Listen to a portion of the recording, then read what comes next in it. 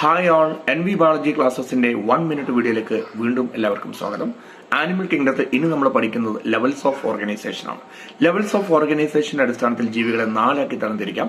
Cellular level of organisation, tissue level of organisation, organ level of organisation, organ system level of organisation. Cellular level of organisation example ആണ് phylum Porifera എന്ന് പറയുന്നത്. Simple ജീവികളാണ്, commonly called sponges. ഒരു സ്പോഞ്ചസിന് example സ്പോഞ്ചില.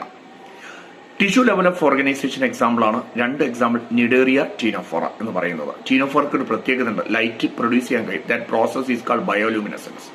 Organ level of organisation example ആണ് Platyhelminthes, commonly called flat warm.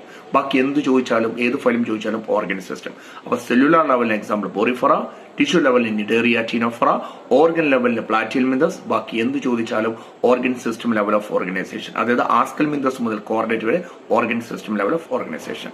By.